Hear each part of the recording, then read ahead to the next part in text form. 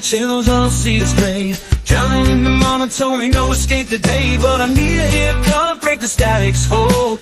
Newsy Nuggets, tiny bites of stories told.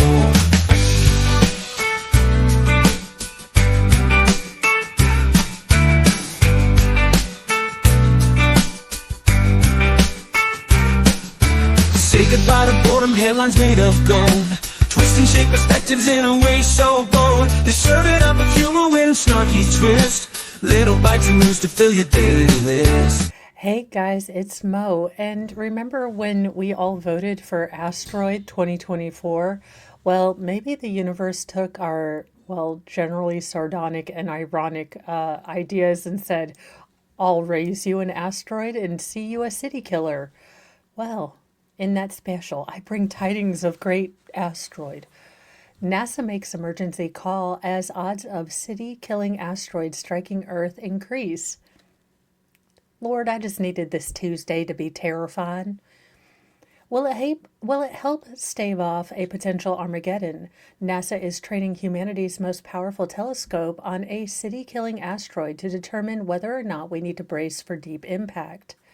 Dub 2024 YR4, the building-size space rock, reportedly has a 1 in 43 chance of slamming into Earth in 2032, up from about a 1% chance, The Independent reported. The intergalactic gravel stone was discovered hurtling through our galaxy by NASA on December 2024, and now is reportedly at the top of NASA's watch list when it comes to hazards from beyond. I feel comforted. With this time-critical threat potentially on our doorstep, the space agency has enlisted the aid of the James Webb Space Telescope to study 2024 YR4 and gauge how much damage it would cause if it struck our planet, per a blog post by the European Space Agency. It is very important that we improve our size estimate for WHO 2024 YR4. The hazard represented by a 40-meter asteroid is different than a 90-meter asteroid, the ESA reported. Now, astronomers currently estimate that the celestial rolling stone measures roughly 180 feet across, with the height of the Leaning Tower of Pisa, Live Science reported. And here it is, our incoming president of chaos. Based on these calculations, a strike by YR4 would cause roughly the same amount of damage as the Tunguska impactor, which laid waste to about 80 million trees in Siberia in 1908, according to Space.com. However, these estimates are based on a terrestrial telescope data when they only see sunlight reflected off the asteroid's surface, providing them with a limited picture of the cosmic body. In reality, the asteroid could be much larger. Now, James Webb could help astronomers glean more accurate measurements of its size by using infrared instruments to study the heat rather than the brightness given off by the asteroid. In general, the brighter the asteroid, the larger it is, but this relationship strongly depends on how reflective the asteroid's surface is, the ESA officials explained. 2024 YR4 could be 40 meters or 130 feet across and very reflective, or 90 meters, 295 feet across and not very reflective. Also, because it orbits the sun, the telescope doesn't have to observe near-Earth bodies through our planet's obscuring atmosphere like its counterparts on the ground, giving it a much clearer view. The first round of James Webb's observations, which will transpire in March when the asteroid is at its brightest. It will then set its sight on YR4 again in May as the space rockets away from the sun, which will be its final chance to provide observations until the asteroids come back to her in 2028. Now, these measurements will in turn be used by the ESA, NASA, and other organizations to more confidently assess the hazard and determine any necessary response, the ESA wrote. Now, this data would be critical because even with the current size estimates, experts predict that a strike by YR4 would explode with a force of 15 megatons of TNT, 100 times more powerful than the atomic bomb that was dropped on Hiroshima in 1945. So, just another thing to worry about all through, the day and night and night. And it looks like Telemundo Super Bowl reporter's death probe takes a disturbing new turn as previous victim of Bourbon Street hustler comes forward. Well, this looks like 10 pounds of crazy in a 1 pound sack. Let's dive into this one. Louisiana police are investigating whether Telemundo Super Bowl reporter Adam Manzano was drugged before he was found dead in a New Orleans hotel room.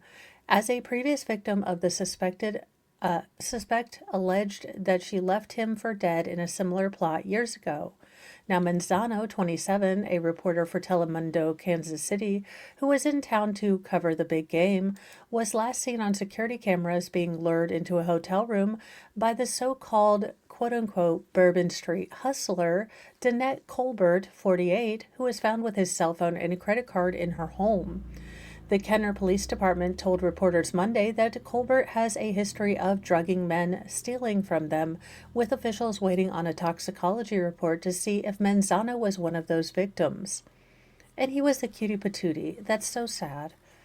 Since Colbert was arrested and charged with robbery in connection to the Manzano case, several of her alleged victims have come forward to tell police their story. KBD added. David Butler, 52, was one of the victims who met Colbert at a French Quarter bar in New Orleans in November of 2021, NBC News reports.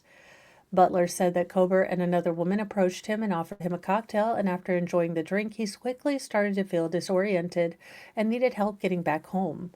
She ushered me into some kind of black Suburban that was literally right there, he told the outlet, and that's the last thing I remember that night. Oh my, what? There were a lot of choices made with these shorts, and I don't know that one of them makes sense. That's all I got to say about that. And also, them boobies, look, ma'am, there is gravity. We need some tape. We need to get them yitties up. I'm just, whew, that's a whole lot of sag. But, you know, it happens. It happens. A property manager found Butler passed out on the floor and shook him awake, with the victim finding his phone and wallet gone and his credit cards used to make $1,000 purchases at Best Buy and Walmart. More than $80,000 that Butler stashed away in cryptocurrency for retirement was also gone. Since then, Butler has kept tabs on Colbert, fearing that she wouldn't stop, with the suspect facing similar charges the very next year. Now, Nevada court records show that Colbert was charged in 2022 with grand larceny and administering a drug to aid in the commission of a felony in 2 separate cases. Both cases, however, were dismissed after the victims refused to testify in court. Colbert was ultimately convicted last October of computer fraud, theft, illegal transmission of monetary funds, with Orleans Criminal District Judge Nandy Campbell foregoing prison time and instead ordering her to pay restitution and remain on probation for 5 years. Justice reform. Now, Butler slammed the sentence and claimed that Manzano would not have lost his life if Campbell had levied a harsher sentence. He had the court acted decisively by incarcerating Miss Colbert or enforcing stricter conditions for her release, it is possible that Mr. Manzano would still be alive today, Butler told NBC. The minimal fines, the lack of meaningful incarceration for crimes that could have led to serious injury or loss of life, quite frankly, are an insult to public safety and the justice system. Preach! He wrote to Campbell in December. If someone dies due to her actions in the future, their blood will undeniably be on the hands of those who allowed her to escape real accountability. And what a foreshadowing and what a terrible, tale for the future. Lawyers for Colbert, who remains in custody at Jefferson Parish Correctional Center, could not be reached. Well, those are some Newsy Nuggets. I will try to find some good Newsy Nuggets to have some happy ones. I'm going to try to do this more often while I'm doing this trial, so you will get Newsy Nuggets throughout the day, plus Mornings with Mo, plus Petty Express Speed Run Trial, Speed-ish Run. I am going to be everywhere, here, there, and everywhere. Mo is all over the place, which is somewhat on brand.